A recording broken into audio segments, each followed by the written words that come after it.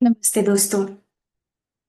पत्री जी के उत्तर की आगे की श्रृंखला में हम बढ़ेंगे, आगे के प्रश्न और लेंगे।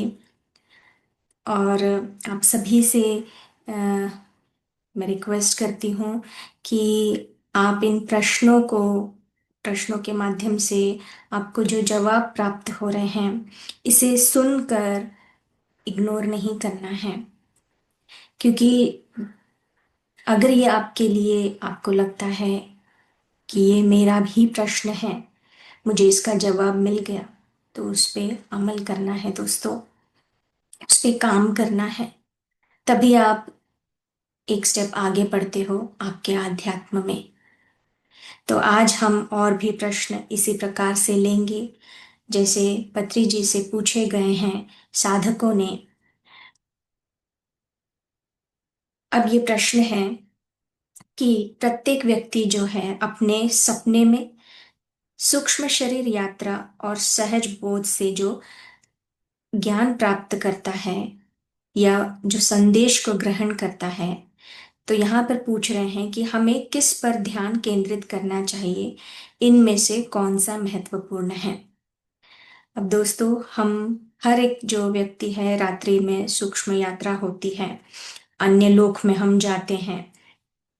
कोई अवेयरनेस के साथ उस ज्ञान को प्राप्त करता है, कोई कोई अवेयर नहीं होता, क्योंकि उसकी ध्यान का जो स्तर बड़ा है, जिसके माध्यम से उसने अपनी ऊर्जा को बढ़ाया है, तो उतनी जागरूकता होने पर वो जो ज्ञान प्राप्त हो रहा है, उसे वो अवेयरनेस के साथ ग्रहण कर सकता है। तो यहाँ पर पत्री जी बताते हैं कि हर तरीका जो समान रूप से महत्वपूर्ण होता है। हम जैसे न्यूज़पेपर पढ़ते हैं, टीवी में जो चल रहा है समाचार उसे सुनते हैं, या रेडियो के माध्यम से, तो वो सभी एक ही है। लेकिन जब हमें ज्ञान को हमें स्वीकार करना है, तो वो चाहे किसी भी माध्यम से आपको मिल रहा हो, किसी भी स्रोत से आपको वो ज्ञान प्राप्त हो रहा है, या किसी भी तरीके से, वह हर रास्ता हर तरीका अच्छा ही होता है। तो यहाँ पर पत्री जी ने इस प्रकार से बताया है।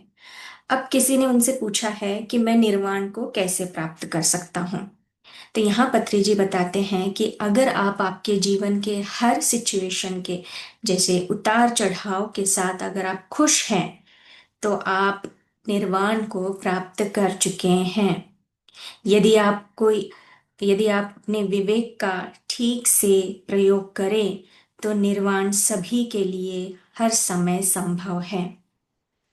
इसलिए दोस्तों, ध्यान बढ़ाइए, अपना ध्यान हर दिन कीजिए, अपनी जागरूकता को बढ़ाइए और सक्षम बने हर उस चुनौतियों को आप हल कर सकें आसानी से। आगे पूछते हैं पत्री जी से कि कौन सा योग मन को एकाग्र करता है। तो पत्री जी यहाँ पर बताते हैं कि जब आप पुस्तक पढ़ते हैं, तो पुस्तक पढ़ते समय जब आपका मन कहीं नहीं भटकता, एकाग्र एक जगह रहकर उस पुस्तक को पढ़ रहा है, तो वह ज्ञान योग है। अब आगे बताते हैं कि जब आप एक भजन गाते हैं, भजन करते हैं दोस्तों, तो पत्री जी बताते हैं कि अगर आप भजन गाते हैं और आपका मन उस समय भी कहीं नहीं भटक रहा है, तो वह भक्ति योग है। और जब आप अपनी सांसों का निरीक्षण करते हैं और आपका मन नहीं भटकता, तो यह ध्यान योग है। तो ज्ञान योग, कर्म योग, भक्ति योग, राजयोग या ध्यान योग में मन नहीं भटकता है और एकाग्र रहता है, तो इसीलिए इसे योग कहते हैं। योग से भटकता हुआ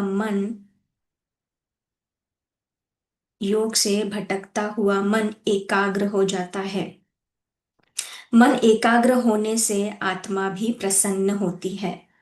जब तक मन भटकाव की स्थिति में होता है, तब तक आत्मा भी दुखी है, भ्रम की स्थिति में रहती है, तो वो भ्रमित करता रहता है। इसीलिए एकाग्र चित्त होना है दोस्तों। जब मन की किसी भी योग से किसी भी पद्धति से मन एकाग्र होता है तो आत्मा प्रसन्न होती है। तब आत्मा भी नियमित जीवन में कुछ वास्तविक परिणाम प्राप्त करती है। इसलिए हमें योग की आवश्यकता है। तो हम इस प्रकार से अपनी साधना को करें। जो भी आप कर रहे हैं, एकाग्रता से करें दोस्तों। आगे प्रश्न पूछा गया है किसी ने कि मुझे ज्ञान है पर फिर भी मैं दुखी होता हूँ।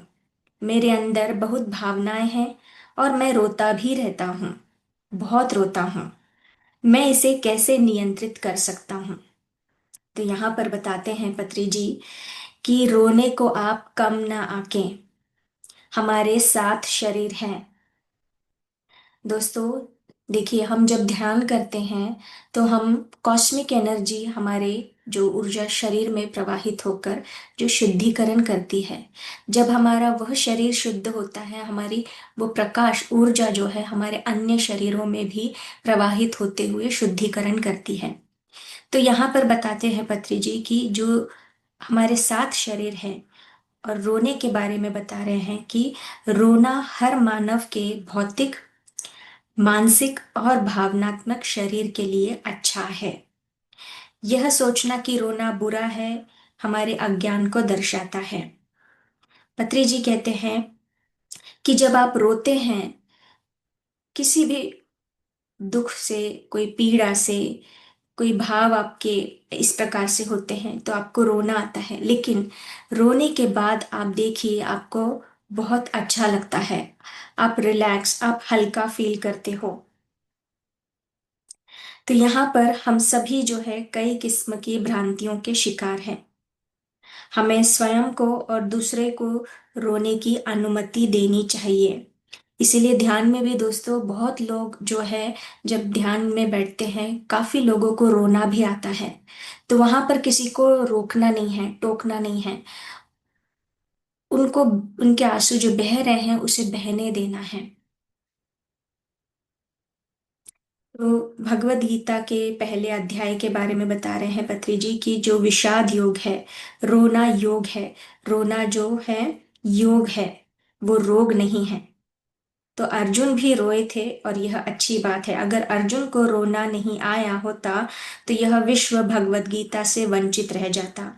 अर्जुन ने भगवत गीता के माध्यम बन के मानवता की बड़ी सहायता की है। उनके माध्यम से ही आज हर कोई भगवत गीता को पढ़ता है, उसको आचरण में लाता है। तो अगर आपके भीतर भी यह प्रश्न है तो यह आपका उत्तर है दोस्तों। तो इसीलिए पत्री जी एक और बात यहाँ पर बताते हैं कि रुदन जो है जरूरी है। इसलिए जब नवजात शिशु पैदा होने पर रोते हैं, और अगर एक शिशु शिशु पैदा होने पर नहीं रोता है तो चिंतित हो जाते हैं। इसीलिए उसको, रुदन को नियंत्रित ना करें, आंसुओं को बहने दे, लेकिन बनावटी आंसुएं ना बहाए, यहाँ पर पत्री जी बताते हैं। तो इसीलिए हम अपने आप को, उस भाव को, जो इमोशंस को भी जो है ध्यान के माध्यम से भी हम हील करते हैं। और ऐसे भी अगर आपको किसी कारण की वजह से, कुछ परिस्थिति की वजह से रोना आ रहा है और आप सोचते हैं कि रोना बुरा है, मैं अत्यंत चिंतित हो रही हूँ, रोना निकल रहा है, तो उस रोने को निकलने दीजिए। क्योंकि उसके बाद आप देखेंगे आप काफी रिलैक्स और हल्का फील करते हैं। तो आशा है कि आपको ये जो प्रश्न के जवाब आपको इस माध्यम से, इस पुस्तक के माध्यम से मिल रहे हैं। और आपके भीतर भी अगर ये, इनमें से कोई भी प्रश्न से आपको आपके प्रश्नों का जवाब मिला हो तो इसके लिए पत्री जी को धन्यवाद। और आप जो जितने भी दर्शक, जितने भी साधक, जितने भी ध्यानी यहाँ पर, और जितने भी यूट्यूब पे और यहाँ पर मिलकर जो साथ में हम स्वाध्याय करते हैं, उन सभी को मैं धन्यवाद करती हूँ। आप सभी का धन्यवाद।